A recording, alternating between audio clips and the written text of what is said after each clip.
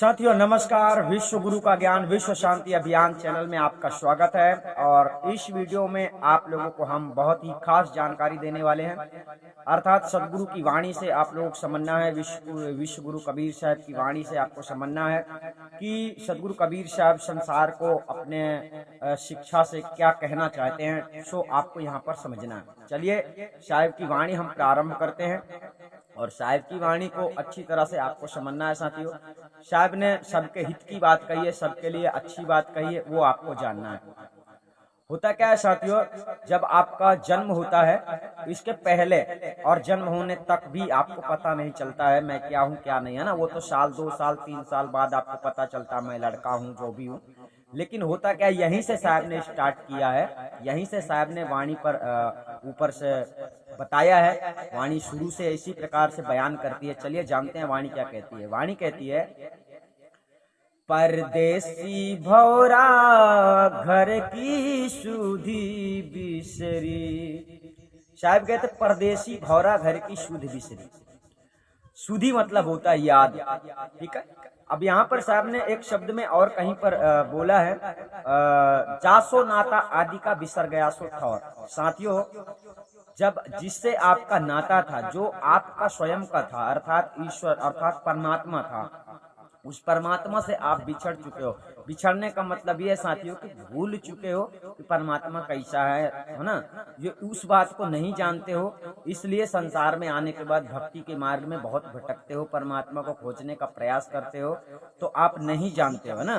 तो होता क्या है कि आपको किसी न किसी प्रकार से मनुष्य का तन प्राप्त होता है। मनुष्य का तन प्राप्त होता है साथियों, इसके पहले हम आपको बता दें कि आपके कुछ अच्छे कर्म करने के बजाय, करने के बदले कुछ अच्छे कर्तव्य आप करते हैं, तब कहीं चल के आपको मनुष्य का तन प्राप्त होता है।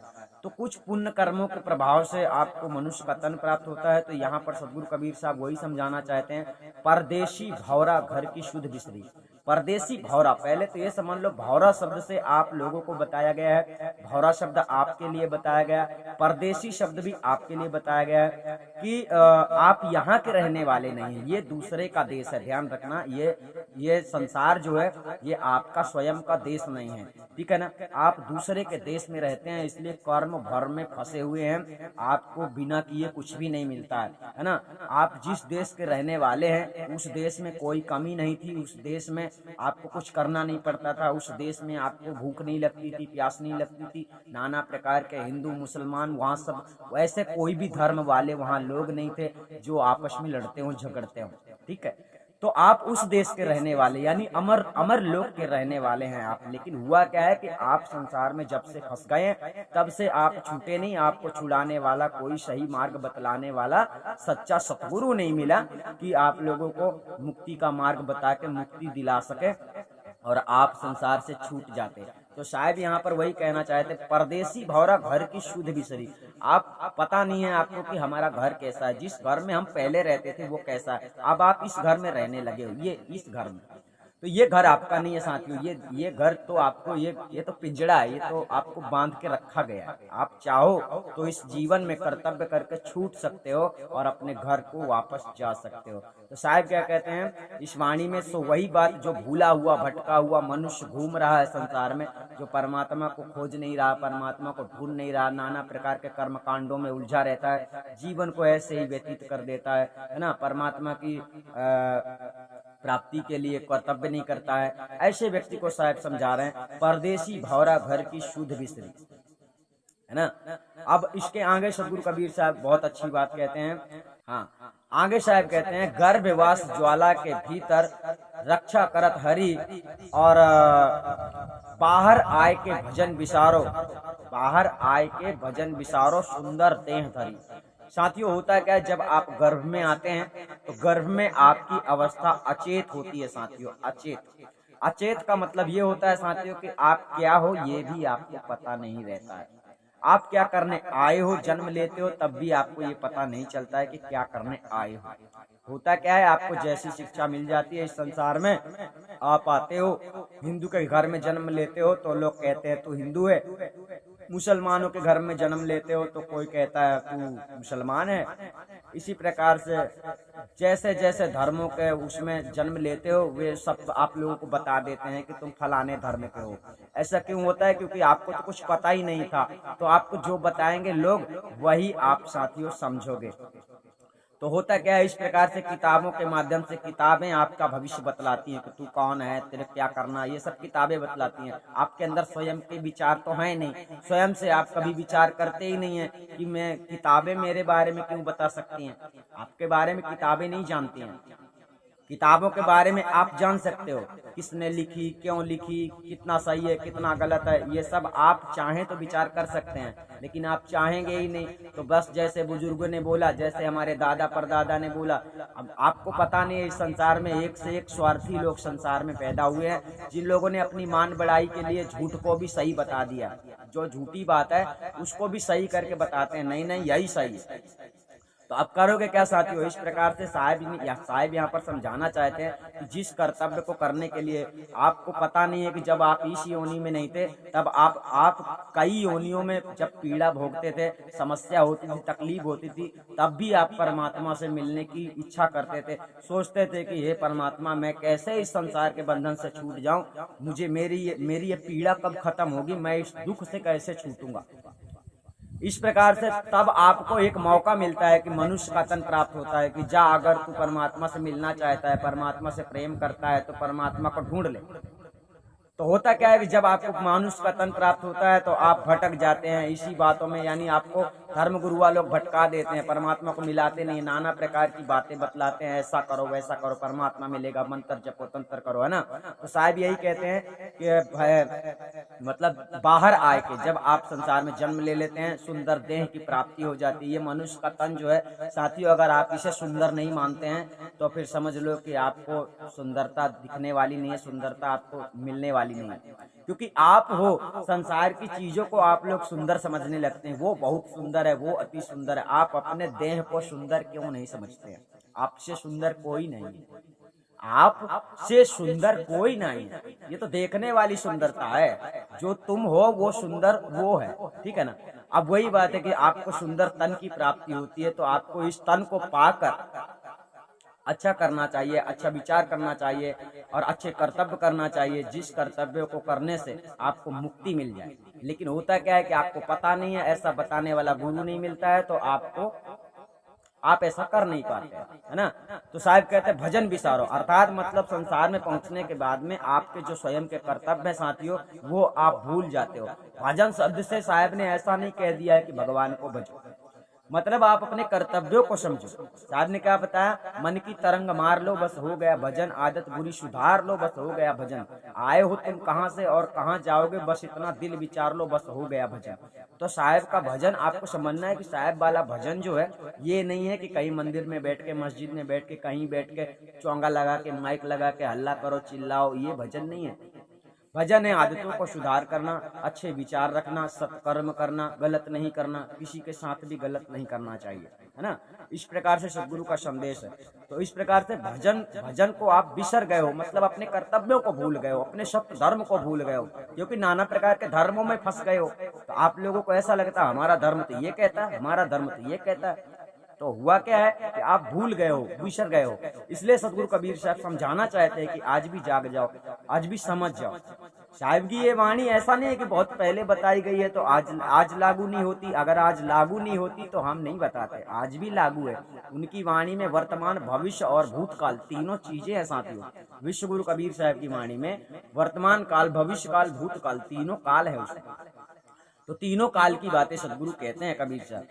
और बाकी नाना ग्रंथों में तो ऐसा है कि जमाने में कभी था आज नहीं है ना। तो वही बात है कि जो कल था आज भी है, हमेशा रहेगा। कुछ ऐसी बातें परमात्मा सत्ता से जुड़ी हुई रहती हैं। तो सदगुरु कबीर साहब की शिक्षा जो है, भले उन्होंने कब की बोली गई बातें हैं उनकी, लेकिन आज भी प्रमाणिक सत्य मानी जाती हैं, दिखाई पड़ रहा है संसार में। वास्तव में कितने भूले भटके तो फिर रहे, कौन भक्ति में मन लगा रहा है? कोई बिरला है जो मन लगा रहा है, कोई बिरला जो जानता है। इसीलिए साहब ने बिरला शब्द भी बहुत प्रयोग किया है कि साहब की वाणी को समझने वाला भी संसार में कोई बिरला होगा, हर कोई नहीं समझ सकता, हर कोई मानेगा ही नहीं, है ना। इस प्रकार से साहब संदेश में समझाना चाहते हैं कि जन्म लेने के बाद आप संसार में उसे भूल जाते हो कि मैं भक्ति करने आया हूँ, ये भूल जाते हो। मानते ही नहीं हो, कोई कैसा कुछ कह दिया। भाई सत्य को समझो, सत्य को मानो, सत्य के मार्ग पे चलो, सत्य के मार्ग में चलोगे तब मुक्ति मिल सकती है, तब जीवन सार्थक हो सकता है। ऐसा बताने वाला कोई व्यक्ति मिलता नहीं है। नाना प्रकार के प्रपंच बतलाने वाला मिलता है तो आप प्रपंच में पड़े रहते हैं, है ना। कोई किसी का फैक्ट्री हो गया तो फैक्ट्री में ही खोया हुआ है, मैं तो फैक्ट्री का मालिक हो गया, अब मुझे क्या गुरु बनाना है, मुझे तो सारा सुख मिल रहा है। ये सुख यहीं बस का है, ये सुख खत्म हो जाएगा और फिर क्या होगा ये तो मान लो कि साहब ने सब कुछ बताया ही है, इसी वाणी में बताया। चलिए, भक्ति नहीं करते हो, लापरवाही करते हो, भजन नहीं करते, आदतें नहीं सुधारते, बुराइयों से परे नहीं होते हो, सतगुरु की तलाश नहीं करते, सतगुरु की शरण में नहीं जाते, तो फिर होता क्या है आगे ये भी जान लो, ठीक है। आगे वाणी कहती है, जा नगरी के 10 दरवाजे, बंद बंद कुठरी, दुई हरकारा संग लगे हैं, देख गए नगरी। साथियों, इस नगरी की बात चल रही, इस कोठे की, इस घर की बात चल रही है। ये आपका घर है, ये आपका नगर है, ये आपका शहर है। इस घर के जो है तो 10 दरवाजे हैं। जी हाँ, 10 दरवाजे आप गिनती कर सकते हैं। आपको गिनती करना आपको पता ही होगा, 10 दरवाजे कोई बड़ी बात नहीं है, बहुत सहज बात है, परंतु आपको सिर्फ यहाँ पर समझ लेना है। आप 10 दरवाजे कौन कौन से होते हैं यूट्यूब में सर्च कर लेना, ठीक है ना। यहाँ पर हम बता नहीं सकते क्योंकि ज्यादा लंबी वीडियो हो सकती है। तो या नगरी के 10 दरवाजे, 10 दरवाजे साथियों आत्मा के निकलने की बात होती है। इन्हीं दरवाजों से आत्माएं निकलती हैं, अर्थात इस शरीर से आजाद होती हैं, इन 10 दरवाजों से।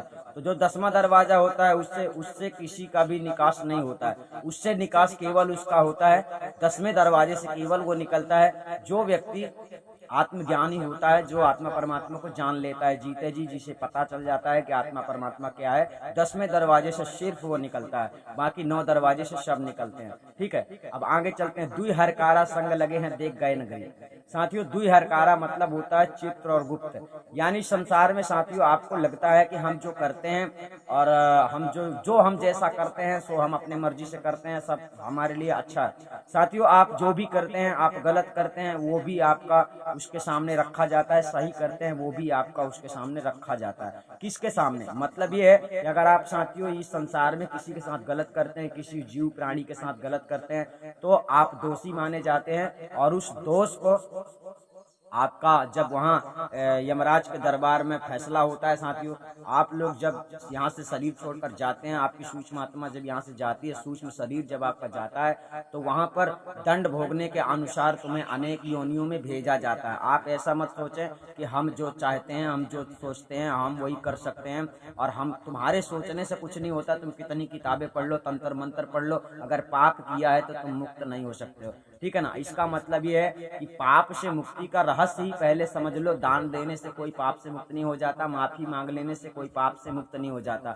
मान लीजिए आपने बकरी काटी है, बकरी काटा है तो बकरी के दोषी हो तुम, भगवान के दोषी नहीं हो। जब बकरी के दोषी हो तो बकरी से ही तुम माफी पा सकते हो, बकरी ही तुम्हें माफ कर सकती है।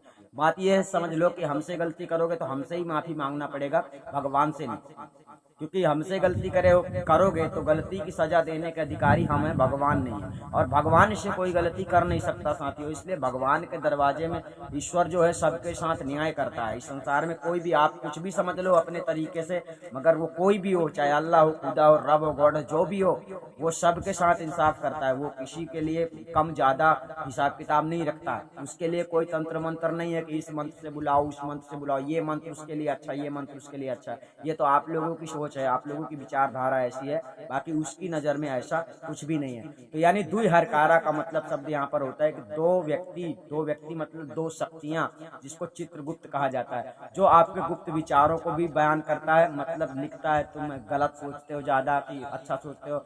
और दूसरी बात है चित्र मतलब चरित्र, जो आप संसार में करते हो, क्या आपने किया, आपका चरित्र जो गुप्त है, आपके अंदर जो मन के अंदर जो बुरे विचार होते हैं, अच्छे विचार होते हैं, ये सब भी लिखे जाते हैं, आपका लिखावट में आता है। आपको किसी भी प्रकार से गलत, अपने शरीर के अंतर्गत गलत उपयोग नहीं करना है किसी भी चीज को। इसी को कहते हैं भजन करना, मतलब अपने आदतों का सुधार करना। अगर आप आदतें नहीं सुधारते हैं तो आगे चल के आप दोषी बन जाते हैं और आप 84 लक्ष योनियों में आपको भेज दिया जाता है, ठीक है। क्योंकि आप लोग गलत करते हैं, इस संसार में आकर भूल जाते हैं भजन क्या है, कर्तव्य क्या है, आपके स्वयं के कर्तव्य भूल भूल जाते हैं, नाना प्रकार की किताबें पढ़ते हैं और नाना प्रकार की किताबों में आप उलझे रहते हैं, दूसरों को गलत समझते हैं, खुद को सही समझते हैं।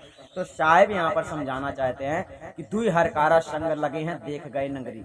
नगरी का मतलब यही है कि इस नगरी में तुम हो और वो यहाँ तुम्हारी देखभाल कर रहे हैं कि तुम कर क्या रहे हो। तुम्हें कोई पकड़ने वाला नहीं है कि तू ऐसा मत कर, मछली मत खा, मुर्गी मत खा, अंडा मत खा, दारू मत पी, जो तुमको करना है करो, वो तुमको नहीं रोकेगा। उसने यहाँ भी संविधान लागू किया हुआ है। भारत में, दुनिया में जो संविधान चल रहा है, कोई ऐसा ना सोचे कि अम्बेडकर ने किया। वो किसी भी रूप में आकर संसार में किसी को भी भेजकर किसी से भी अपना संविधान चला सकता है, किसी के द्वारा भी वो लागू करवा सकता है। तो इस प्रकार से वर्तमान में भी जो संविधान संसार में लगा हुआ है, वो संविधान वो इसीलिए लगा कर रखा है कि आप ज्यादा हद तक, ज्यादा सीमा तक गलत ना कर सकें।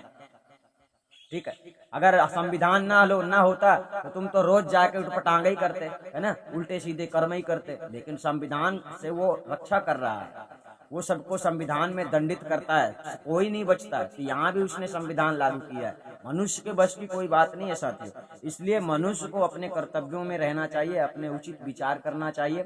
और मनुष्य केवल वही बात है कि इस संसार में जो करने आए हो वो करने का सोचो। इस संसार में तुम राज सत्ता चलाने नहीं आए हो। हमेशा किसी का राज शासन इस संसार में नहीं था। राज शासन आज कोई और बैठा है तो कल कोई और बैठेगा, ऐसा बदलता ही रहता है, ये बदलता आया है। कितने लोग चले गए, है ना। तो इसलिए अपने शरीर से अहंकार को खत्म करके, नष्ट करके याद करना चाहिए कि मैं इस संसार में क्यों आया हूँ। इसलिए साहब कहते हैं परदेसी भौरा घर की शुद्ध बिसरी, है ना। तो जब आप घर की याद करोगे, जब आप जानना चाहोगे कि मैं कहाँ था, मैं कहाँ का रहने वाला हूँ, मैं कौन से लोक में रहने वाला, ये संसार तो मेरा नहीं है, ये संसार तो वास्तव में आपका नहीं है।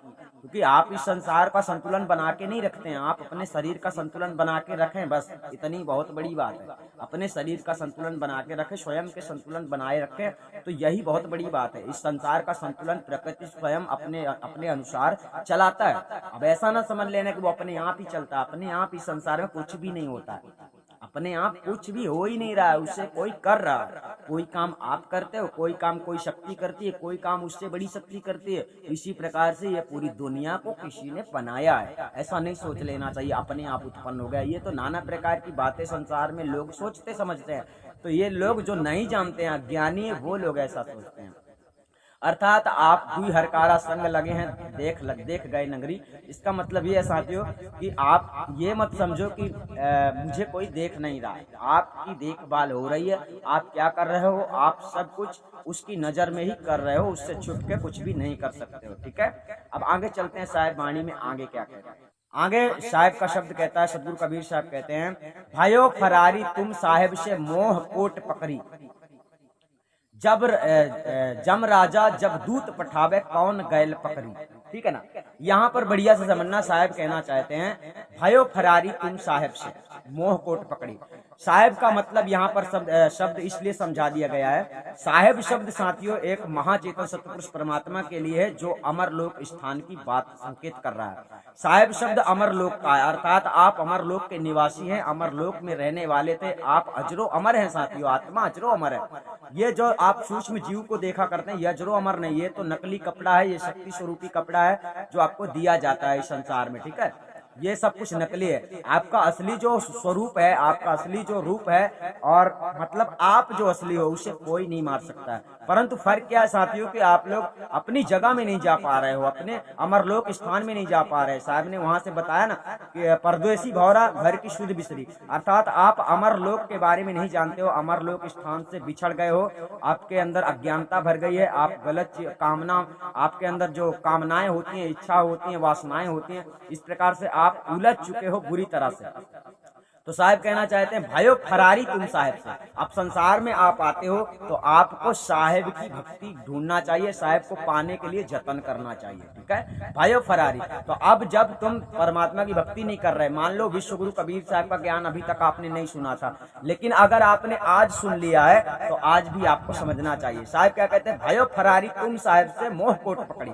अर्थात आपके अंतर्गत मोह लोभ ऐसी कोई बात जब रहती है, आप कहीं और मोहित हो जाते हो, किसी और देवी देवता को समझते हो यही हमारा भगवान है, यही हमारा प्रभु है, यही हमारा मालिक है। तो साहेब का मालिक कोई नहीं है संसार में, ध्यान रखना, साहेब स्वयं सत्ता है, ठीक है। तो ये बातें करने का विषय नहीं है, ये आप जब जानोगे तब आपको पता चलेगा। जानकारी जब आपको दी जाएगी, और आपको जानकारी कौन देता है? सच्चा सतगुरु। अगर तुम आदि अनादि मुक्ति पंथ में जुड़ जाते हो, सत्य धर्म में जुड़ जाते हो, तो एक बार उस साहेब से मिलने का अवसर आपको प्राप्त हो जाता है। उस साहेब को आप जिस समय देखोगे ना, वो अगम अपार अविनाशी है, अनादि है, ठीक है ना। तो उसे आप जीते जी जान सकते हो, प्राप्त कर सकते हो, परंतु उसको प्राप्त आप तभी कर पाएंगे जब आपके अंदर वो लगन होगी परमात्मा से। बातें करने से नहीं, मुझे देखना है तो दिखा दो, ऐसा नहीं। आपके अंदर लगन होनी चाहिए, उसे पाने की समर्पण भावना होनी चाहिए, भक्ति होनी चाहिए, प्रेम होना चाहिए उसके प्रति, तब आपको उसको दिखाया जाता है। उसे आप 3 सेकंड में देख सकते हैं जब गुरु आपको दिखाता है, मात्र 3 सेकंड में। पर होता क्या है कि असली गुरु आपको मिलता नहीं, सच्चा सतगुरु आपको मिलता नहीं। सच्चा सतगुरु कबीर साहब ने जिस प्रकार से ज्ञान दिया है, उसी ज्ञान के अनुसार आप लोगों को इस चैनल में ज्ञान मिल रहा है। तो अर्थात उन्होंने ढूंढने की बात नहीं की है, तंत्र मंत्र जपने की बात नहीं की, योग समाधि लगाने की बात नहीं की। उन्होंने तो आत्मा परमात्मा का स्वरूप ज्ञान करवाया था विश्व गुरु कबीर साहब ने। इसलिए सब लोगों ने आपको धोखे में रखा, लेकिन विश्व गुरु कबीर साहब ने किसी को भी धोखे में नहीं रखा। अब आप सदगुरु कबीर साहब की बात को ना समझे तो बात फिर अलग है, निराली है, आप फिर जैसा समझें वैसा करें, ठीक है ना। तो सदगुरु कबीर साहब ने क्या बोला? भयो फरारी तुम साहेब से मोह कोट पकड़ी। अर्थात संसार में मोहित होकर, आप संसार के नाना प्रकार के देवी देवताओं में मोहित होकर, मनुष्यों में मोहित होकर, धन दौलत में मोहित होकर, और इसी संसार में फंसे रहते हैं, छूटते नहीं। तो साहब कहते हैं जब जमराजा दूत पठावे कौन गैल पकड़ी। अर्थात जब आपके शरीर से छुट्टी होगी, इस शरीर से आपको निकाला जाएगा, निकाल कर आपको ले जाया जाएगा यमराज के दरबार में, तब साहब कह रहे तू कौन सी गैल पकड़ेगा? अर्थात किस रास्ते से भाग जाएगा, कहाँ भाग जाएगा। अर्थात ये आपको लगता है आप रहते जीते जी शरीर में करो जितना घमंड करना है, जितना अभिमान करना है, पाखंड करना है, नाना प्रकार के धर्मों में बड़बड़ करना है, सो करो। परंतु जब वो आएगा, जब वो दूत पठाएगा अपना कि जाओ उसको पकड़ के ले आओ, तब तुम कौन से रास्ते से भागोगे, कहाँ भागोगे, शायद ये बतलाना चाहते हैं। अब क्या है, आप लोग जानते भी नहीं हो, दूसरी बात कोई बताता है तो मानते भी नहीं हो। तो इस प्रकार में होता क्या है, हानि होती है, आपकी हानि होती है। ये संसार को कोई चला रहा है, यहाँ तुम्हें भेजा गया है। ये मत समझ लो कि हम अपने से चले आए, तुम अपने से कुछ नहीं कर सकते, समझे। इसलिए ठीक से थोड़ा समझो वास्तविकता को अच्छी तरह से कि सत्य क्या है ना, सत्य शिक्षा क्या है। सत्य शिक्षा को ग्रहण करोगे, सदगुरु कबीर साहब की शिक्षा को ग्रहण करोगे, तो मान लो आपका बेड़ा पार हो गया।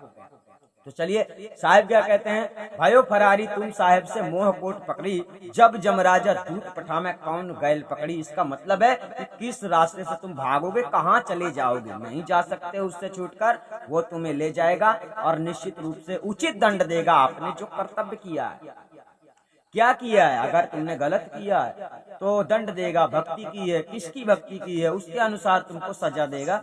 जो भी देगा मतलब वो सजा समझना। अब मुक्ति के मार्ग में वैराग्य हो जाता है, आपका ज्ञान हो जाता है, आपको भक्ति परमात्मा से प्रीत हो जाती है, तो वो भी परमात्मा की भक्ति जब आप करते हैं तो ये भी एक सजा रूप है। जब आपको सजा मिलती है, मतलब कि जब आप यहाँ से जाते हैं तब आपको साथियों छोड़ दिया जाता है कि जा, तू तो इस संसार से मुक्त हो गया, तू तो इस संसार में रहना नहीं चाहता, तूने तो परमात्मा की भक्ति की है, तूने तो अजर अमर अविनाशी का घर प्राप्त कर लिया है, जानने लगे हो। वही बात है कि जब तुम जानने लगोगे ना तो तुम्हें वो जाने देगा। अभी बात क्या है कि आप जानते नहीं हो कि मुक्ति का स्थान क्या है, मुक्ति होने के बाद हम कहाँ रहेंगे, कैसे रहेंगे, हम कौन है, ये सब कुछ आप नहीं जानते हो, तो मुक्ति की कल्पना ही नहीं हो सकती। तुम कितना ही भक्ति कर लो, तुम जाओगे तो क्या बोलोगे। मान लो यहाँ से आपको ले जाया जाता है, आप भक्ति ही करते हो, तो आपको किसी ने आपको वो बोलेगा दरबार में कि किसकी भक्ति करते थे। अब क्या है कि आप जानते ही नहीं हो किसकी भक्ति में कर रहा हूँ, बस किसी ने कह दिया खपड़िया में ध्यान लगाओ, तो आप ध्यान लगाते हैं। तो आपने प्रकाश देखा था, आपने सोच लिया प्रकाश, तो प्रकाश तो आपको यहाँ भी दिखता है, सूर्य का प्रकाश दिखता है, तो ये परमात्मा है, इसमें तुम बैठ पाओगे? कैसे बैठ पाओगे? तुम हो कौन? बात ये चल रही। तो आप सब लोग जानते नहीं है कि मैं कौन हूँ, और भक्ति करते हैं मरने के बाद वहां जाऊंगा। आप मरने के बाद का शरीर आपको पता है कैसा है? मरने के बाद आपके दोनों कपड़े छूट जाएंगे, ये शरीर भी छूट जाएगा, और वो सूक्ष्म शरीर भी आपको छुड़ा लिया जाएगा। ये सूक्ष्म शरीर वहां तक जाएगा जहां यमराज का दरबार है। यमराज के दरबार के आगे सूक्ष्म शरीर नहीं जाएगा, वहां ये कपड़ा भी ले लिया जाता है। अब बचता है एक चेतना, वो चेतना बचती है। अब वो चेतना बचती है तो चेतना कहाँ जाएगी? चेतना को पता ही नहीं है। अगर आप जीते जी चेतना को जान लेते हैं कि चेतना कौन है, तो चेतना अपनी दुनिया में चली जाती है, वरना फिर दूसरा कोई रास्ता नहीं है ना। तो साथियों, इस प्रकार से सदगुरु कबीर साहब समझाना चाहते हैं। चलो आगे वाणी में क्या कहते हैं वो भी जान लेते हैं।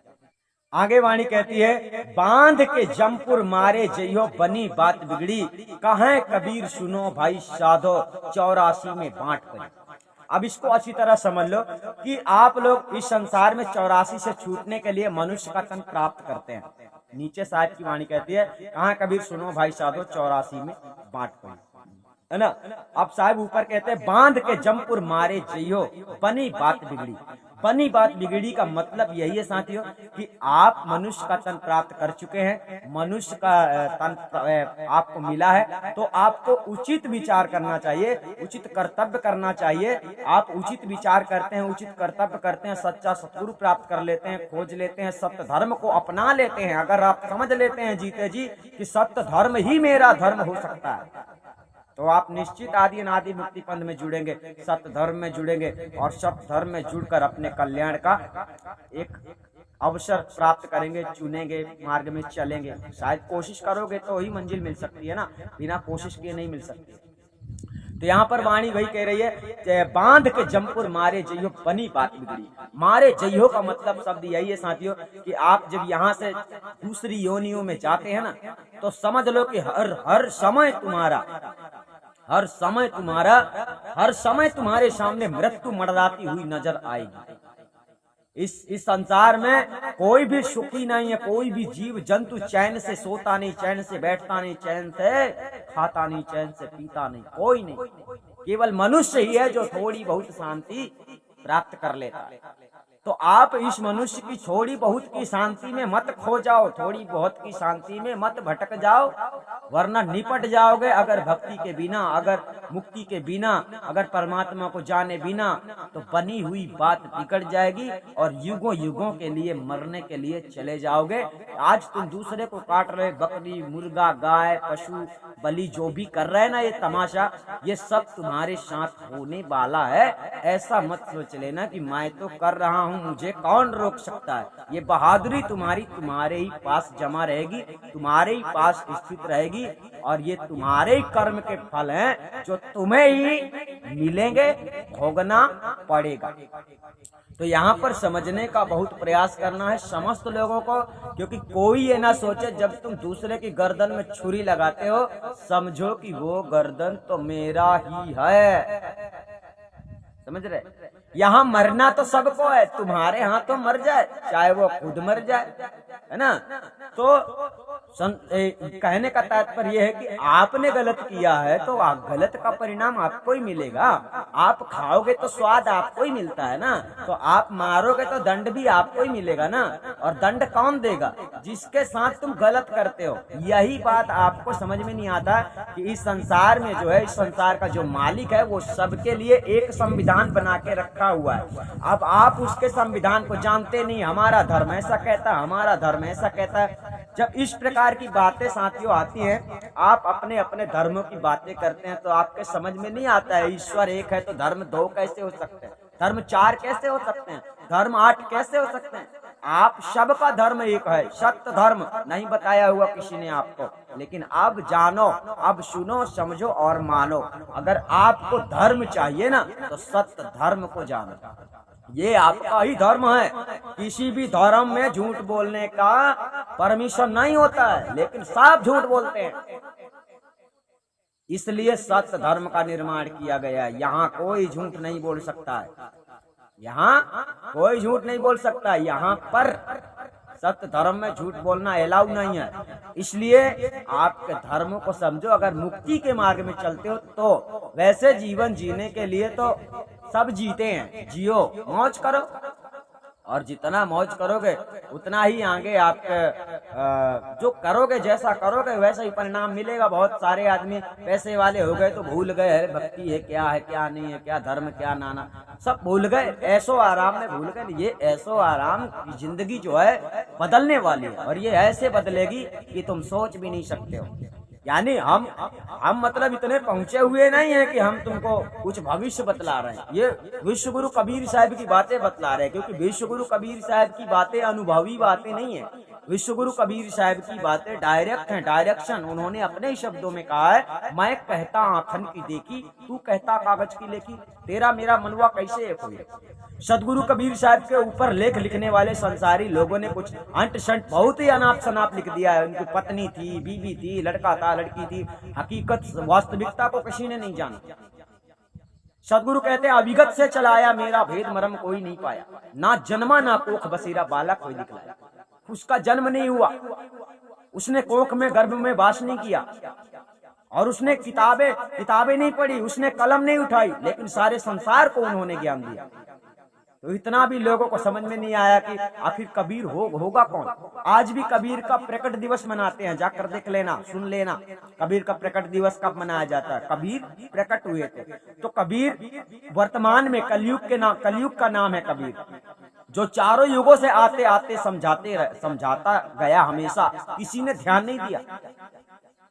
वही बात है, सब स्वार्थी लोग संसार में। आज भी आप लोगों को अपने जीवन का कल्याण करना, उसके अनुसार जीवन जियो, उसके अनुसार चलो। माँ की वाहवाही में जब तक जाओगे तो साहब ने तो कह दिया, बांध के जमपुर मारे जइयो। सदगुरु के खिलाफ जो गया, कबीर के ज्ञान के खिलाफ जो गया, उसको मुक्ति संभव इस जीवन में नहीं हो सकती है, कभी नहीं हो सकती है।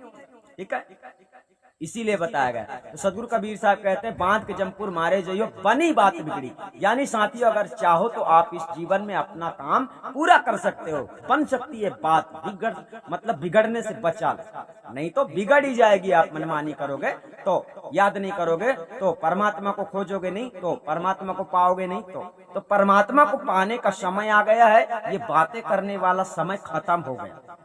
अब परमात्मा को तुम नहीं पा सकते, इसका मतलब ये है कि तुम्हारा परमात्मा से लगन नहीं है, तुम्हारी परमात्मा से प्रीत नहीं है, क्योंकि तुम्हारी जांच पड़ताल होती है आदि अनादि मुक्ति पंथ में कि तुम परमात्मा को चाहते हो या नहीं, परमात्मा में समर्पण हो या नहीं। अगर नहीं हो तो भी पता चल जाता है, तो आप मिलते हुए भी नहीं मिल पाते हो। मतलब वही है कि जांच पड़ताल में आप फेल हो जाते हैं। मतलब पूरी दुनिया के लोग ऐसे, हम परमात्मा में समर्पण है, हम परमात्मा के दीवाने।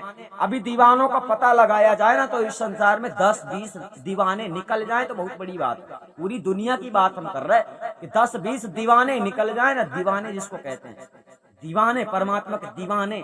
जैसे सुल्ताना अलग बुखारे का है ना, शाही तज लिया फकीरी अल्लाह नाम प्यारे का। ऐसे बादशाहों की तरह जिंदगी जीने वाला व्यक्ति फकीर कैसे बन जाता है सेकंडों में। तो वही बात है कि जब आप कीमती समझेंगे अपने जीवन को, अपने जीवन का कल्याण करने को, तो जरूर कदम आगे बढ़ाएंगे। और आप कदम आगे बढ़ाएंगे तो आदि अनादि मुक्ति पंथ तो मोक्ष का दरवाजा है जो खुल गया है। और इसमें चलना है, पहुंचना है, पहुंचने तक, यहाँ पर आने तक, आने के बाद ज्ञान मिलने तक आपको भारी समस्याओं से गुजरना पड़ सकता है। भारी समस्याओं से गुजरने का मतलब ये है कि आपके अंदर की पूरी बुराइयों को खत्म करना पड़ता है। आपको यहाँ से बताया जाता है ऐसा करना है, आप करते हैं तो आपके अंदर की सारी बुराइयां खत्म हो जाती हैं, परमात्मा से प्रीत हो जाती है, स्नेह हो जाता है। तब कहीं चल के आपको आत्मा परमात्मा का ज्ञान करवाया जाता है, तुरंत, यानी मिनटों में। ठीक है, अब परमात्मा को ढूंढने का समस्या खत्म हो गया है, कभी मत ढूंढना। तो आपको समझ में आया होगा सदगुरु कबीर साहब का संदेश इस वाणी में क्या है। इस वाणी में यही है कि 84 के बस पर कहे और संसार में जो और बातें करते हैं, नाना प्रकार की बातें, मूल की बातें नहीं बताते हैं कि यार तुम्हारे जीवन का मकसद क्या है। इसका इतिहास, उसका इतिहास, उसने ऐसा किया, उसने ऐसा, अरे किसी ने क्या कर दिया है तो उससे आपको कोई लाभ नहीं है साथियों। 84 का ज्ञान उसी को कहा जाता है जो दूर दूर जहां की तहां बातें करता है। और आपको सदगुरु कबीर साहब की हर वाणी में आप लोगों को आत्मा परमात्मा का संदेश मिलेगा, आपके जीवन के कर्तव्यों को समझने का उपदेश मिलेगा। सदगुरु कबीर साहब ने इस प्रकार से उपदेश दिया। तो इस वाणी में यहीं तक सदगुरु कबीर साहब ने समझाया। अगली वाणी लेकर हम फिर प्रस्तुत होंगे आपके सामने। तब तक के लिए धन्यवाद। आप सभी लोग अपना ध्यान रखें।